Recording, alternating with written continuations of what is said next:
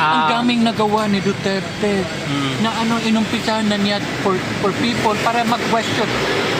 Filipinos need to have critical thinking skills and to be able to question and even to demand from government.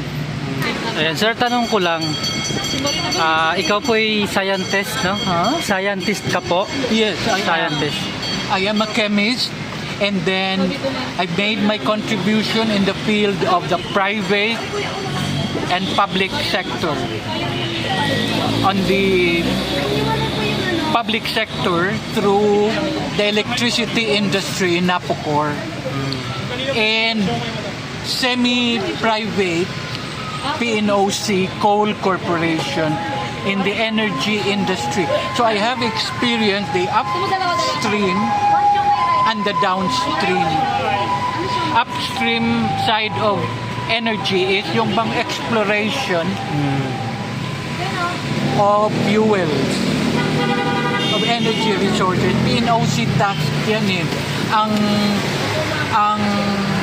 downstream tax is utilization, which is Napocor for electricity, generate electricity. So, downstream. Ang upstream, exploration and development, PNOC. Ang Napocor, National Power Corporation, electricity, ano na yan? Downstream, meaning utilization.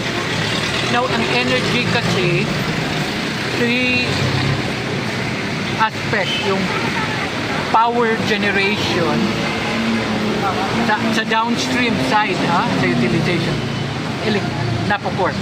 Transmission, kasi ang electricity from fuel, remember our chemistry, fuel, oil, gas, coal, and the renewables, those are fuel. You have to convert that into mechanical energy.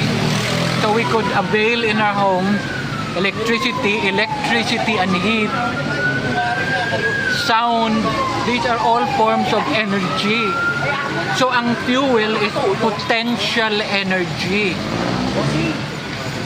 The downstream side of the energy sector is to utilize it. So ang nangyari, niluluto ng Napocor ang electricity. Kami ang nagluto noon sa power sector, electric power sector. And then kami pa ang transmission to the national transmission infrastructure, which is now Transco. Kasi pinivatize because of the Fprrd law, Electric Power Industry Reform Act, privatization yan. It's a neoliberal policy which ought to be kasi national, it should be, utilities should be nationalized para service, hindi profit-oriented service. So after transmission, dyan na pumapasok ang Meralco, which is the distribution. See? Power generation, transmission, and distribution. Yun ang Meralco. So ang role lang naman ng Meralco inihain. Ang niluto ng Napocor at transmit, inihain lang naman ng Meralco. Why do they charge so much electricity? I went to Meralco office near my place here in Quezon City kasi na-notice ko grabe ang pag-increase ng electricity from 7 pesos naging 8, 9, 10, 11 per kilowatt hour usage. That's from the Meralco billing. I went to their office, they couldn't explain why. They just say market forces. Sabi ko, please be specific. I come from the electric power industry and I know what those chargings are. Universal charge,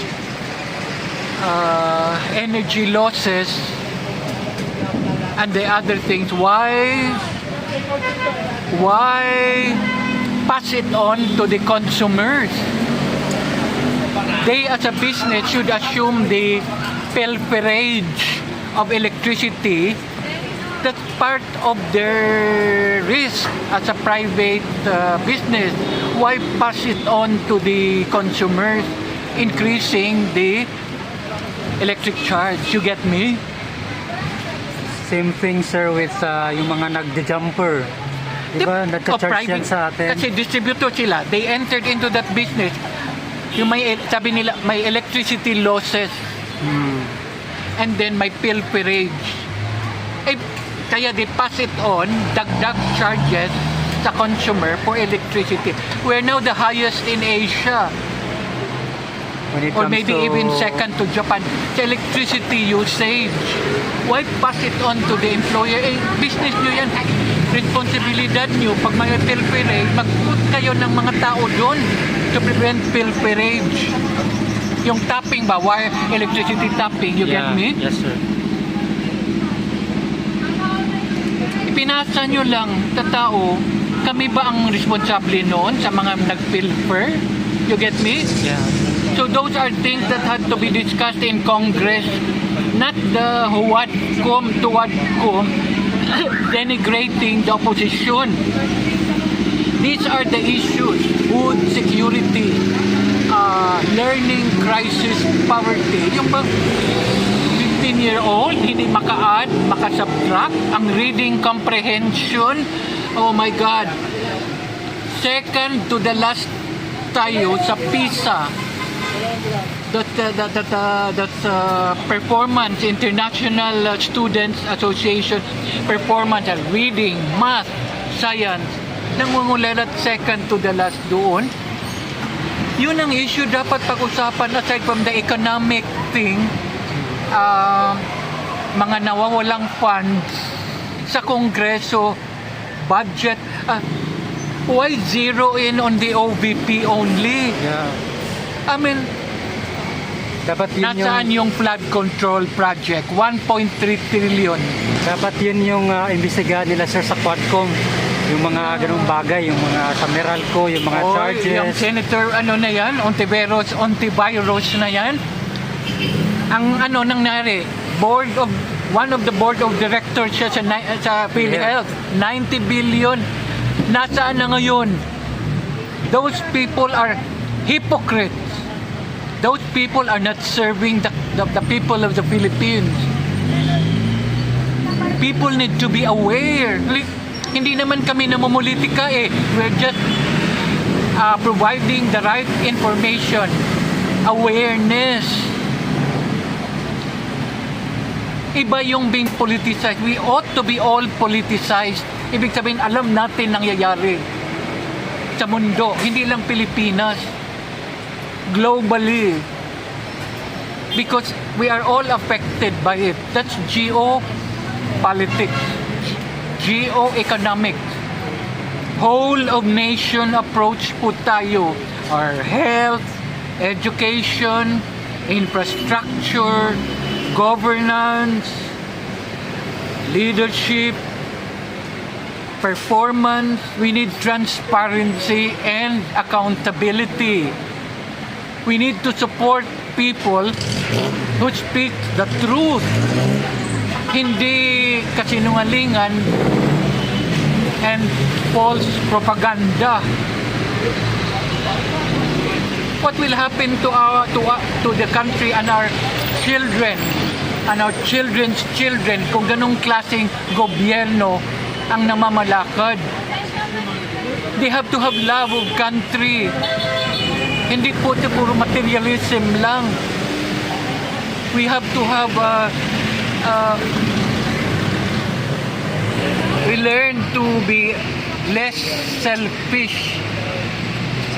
Set aside the psychological ego and vested interest. And that can only be made possible if we discuss ugnayan. We respect each other's views.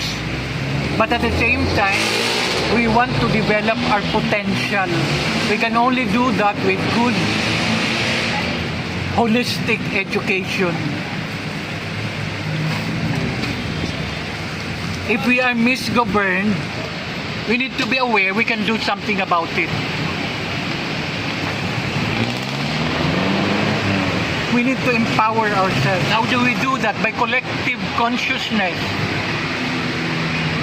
What are our values? Bayanihan.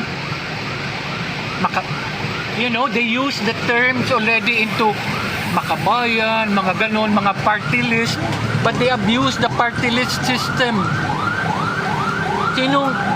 We didn't vote for those people. We voted according to the promises of the party. And then sila ang naglagay sa tao, di ba?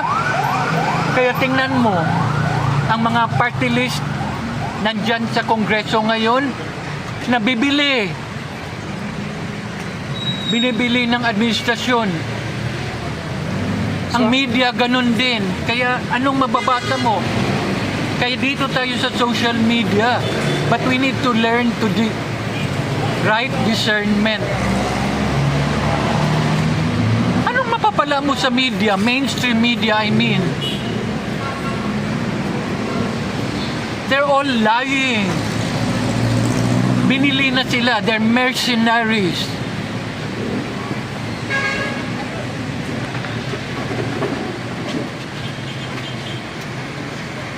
So we need to offer alternatives to give the people option, because if we are a democratic country, it's supposed to be of, by, and for the people.